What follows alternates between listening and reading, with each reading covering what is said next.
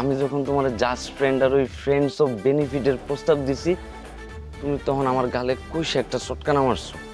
আর তুমি লাডি টাডি খুঁজতেছিলে আশপাশে, আমার মারার লাগে আমি ভয়ে দৌড় দিছি। সি সি সি সি সি কি যে কও না, তুমি হলো আমার শাহরুখ খান। আমি কোথায় তোমার লগে কেমনে প্রেম করুম কি করুম এইসব প্ল্যান করতেছে, তুমি ভাবতেছো আমি তোমার থাপ্পড় মারবো। বিল্লু, এই বিল্লু, আরে কি আশ্চর্য বিল্লু, কি দেখতেছে? এই বিল্লু, কি হয়েছে তোমার? তুমি এই ঠাডা রোদের মধ্যে কি স্বপ্ন টপ্ন দেখতেছো নাকি? না, আমি আসলে একটা বিষয় নিয়ে ভাবতেছিলাম। আমি কি ভাবতেছো? আমার মতো একটা মানুষ তোমার সামনে বসে আছে, তুমি কি ভাবতেছো?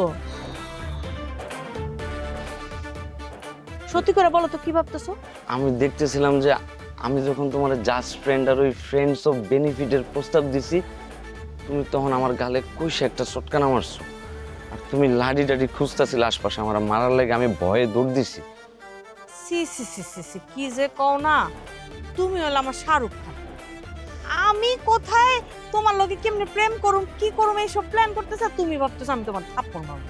যা, এটা হয় নাকি? সত্যি সত্যি।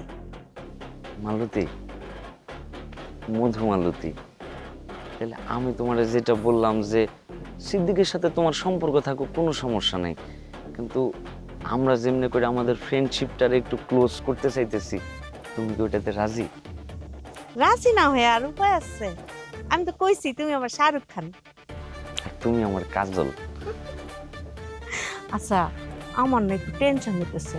কি নিয়ে টেনশন হইতেছে? সিদ্দিক যে পাগলের পাগল, ও যদি কিছু টের পাওয়া যায় তাহলে তো একবার শেষ করে দিব আমার। দেখো, সিদ্দিকের সাথে তো তুমি আর ব্রেকআপ করতেছো না। সিদ্দিকের সাথে তোমার সম্পর্ক যেমনি করে চলতেছিল অমনি করে চলবে। মাঝখান দিয়ে সম্পর্কের ভিতরে জাস্ট শাহরুখ খানের এন্ট্রি হবে। তখন শাহরুখ খান আর কাজল একদিকে প্রেম করবে, আর মাঝে মধ্যে অজয় দেবগন সিদ্দিক। ছাত্রাবাস আমাদের ছাত্রাবাস, ছাত্রাবাস আমাদের ছাত্রাবাস। আচ্ছা, আমরা একটা কাজ করতে পারি, আমরা এই হোস্টেল থেকে দূরে কোথাও গিয়ে ডেটিং করতে পারি। কি বলো না বলো মালতী, আমরা হোস্টেল থেকে বাইরে দূরে যাই ডেটিং করুম কেন? আমরা হোস্টেলে ডেটিং করুম, তো কেউ যাতে না দেখে, কেউ যাতে কোনো কিছু না বুঝে, ওইভাবে সিস্টেম কইরা একজন আরেকজনের সাথে দেখা করবো, এবং দেখা করার আগে আমরা বিভিন্ন দিকে নজরদারি করবো, সাংকেতিক কথাবার্তা ব্যবহার করে তারপর দেখা করবো, যাতে কোনো সমস্যা না। আমি জানি সিদ্দিক সবসময় একটু নজর রাখবে, কিন্তু ঘুণাক্ষরও সিদ্দিক কেন হোস্টেলের কেউ যাতে টেন না পায় যে হোস্টেলের ভিতরে কাজল আর শাহরুখ খানের এন্ট্রি হয়েছে। কিন্তু তারপরেও না, শাহরুখ খান, আমার কিন্তু অনেক ভয় লাগতেছে। তুমি কি বললা আমারে? শাহরুখ খান। কিসের ভয় পাইতেছো তুমি? মেহুনা, তোমার ভয় পাওয়ার কিছু নেই।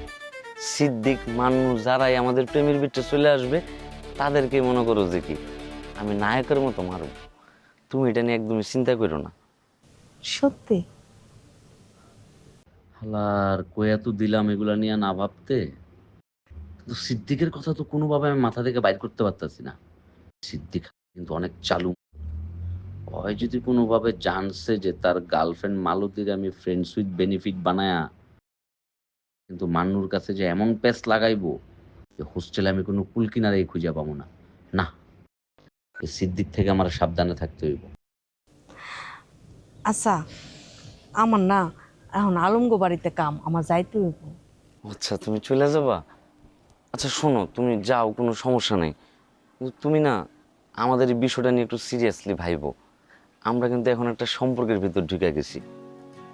আর মধুমালতী, তুমি কিন্তু ভুলেও কোনোদিন আমার সাথে সিট করো না। কি যে কও না, তুমি হলে আমার শাহরুখ খান, কাজল কি শাহরুখ খানের লগে সিট করতে পারে? ওরে খাইস্টার ঘরের খাইস্টা রে, আমি নাকি সিট করতে পারুম না? বয়ফ্রেন্ডে সিট কইরা তোর লগে আছি, আর তোরে সিট করতে কতক্ষণ লাগবো?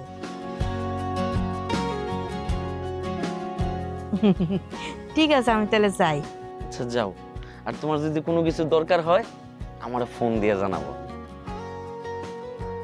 মনে রাখো, প্রেমিক কিন্তু প্রেমিক না, জাস্ট ফ্রেন্ড।